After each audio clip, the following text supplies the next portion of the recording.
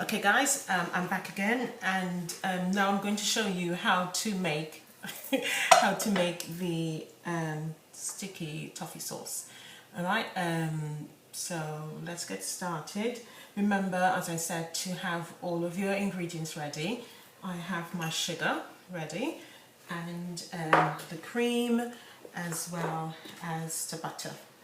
Also, my individual puddings are ready. Remember, I baked 2. They're still quite warm actually. I also forgot to tell you how long to bake them for, so I would say about 45 minutes for the small one.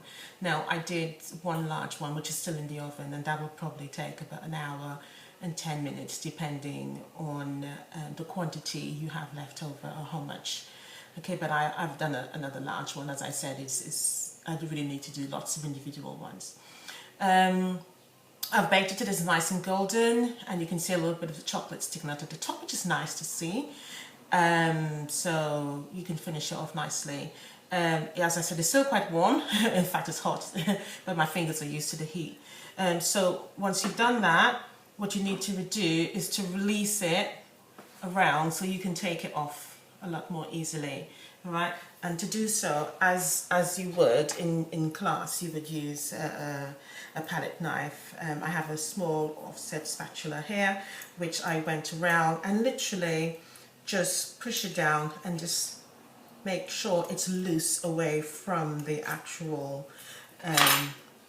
baking dish. Okay, and I'm going to put that down. I'm not ready to use it as yet to show you off the actual presentation, but we're going to start making the sauce.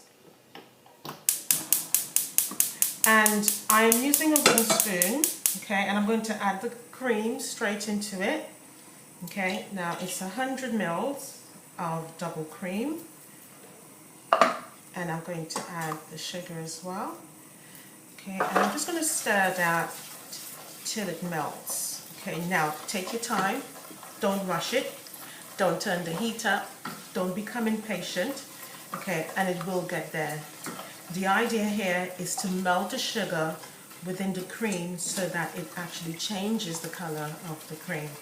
Okay, and keep going. Now keep it on a medium heat, medium to low. Don't have it too high. As with anything, if there's lots of high heat, it's going to, especially with liquid, is going to dry out, it's going to evaporate very quickly. So just keep stirring it, okay? Now, important thing to remember is the darker the sugar, the darker the actual toffee sauce, okay? Now, what actually makes it the toffee sauce is the addition of the butter, which smooths it out and gives it a lovely velvety, smooth, shiny, visual appearance to it. And that's very important when it comes to cooking, using that visual to actually check and see how things are actually coming along. Okay, as much as I'm talking to you, I'm paying attention to what I'm actually doing here, and I can see it, the color changing slowly in front of my eyes. I'm not walking away, yeah, and leaving it, because if it's sitting still, it will burn. It needs to be constantly stirring all the time, and I'm sure you can actually see the color changing in the pan as we go along. Okay.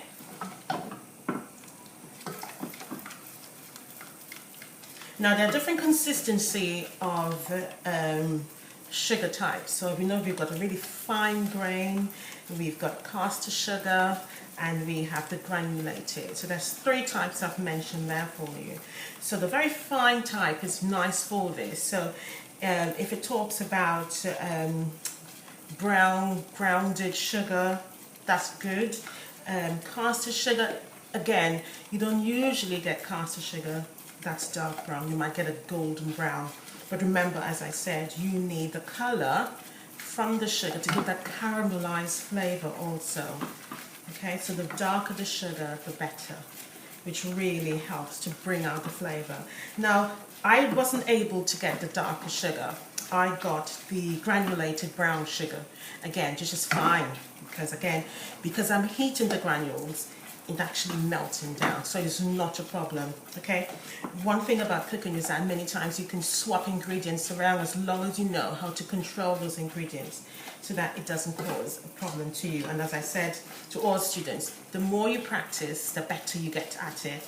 Yeah, because remember, this is going to be for your exam, right? So the more confident you are in doing all of these things, even if something happens on the day, you'll be like, yeah, I know what to do because I've done this several times.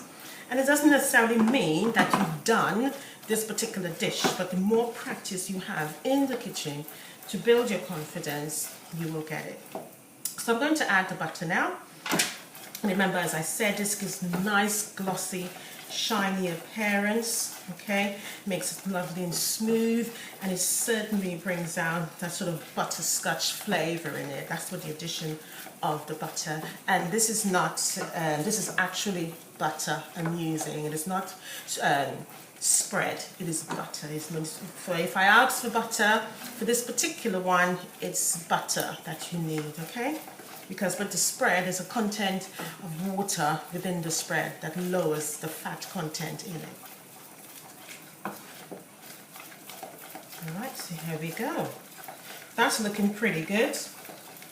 The butter's almost evaporated, and I'm going to switch this off because I'm walking away, I don't want it to burn.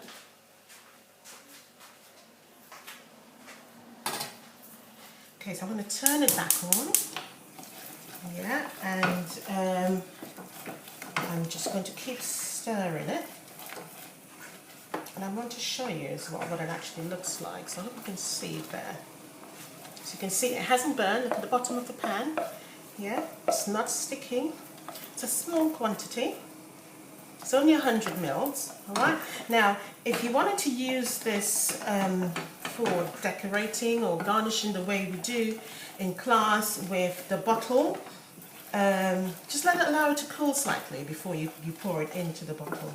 Okay, and again, it also has to come down to room temperature before you can actually use it on the plate itself to put the presentation that you want to put on there.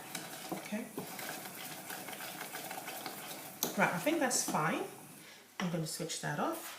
And I'm going to go with one of these here.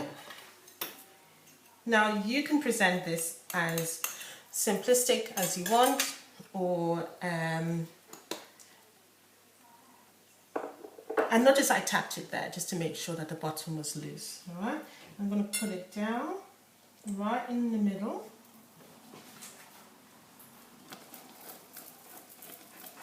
I'm just going to pour some of the sauce on top of it.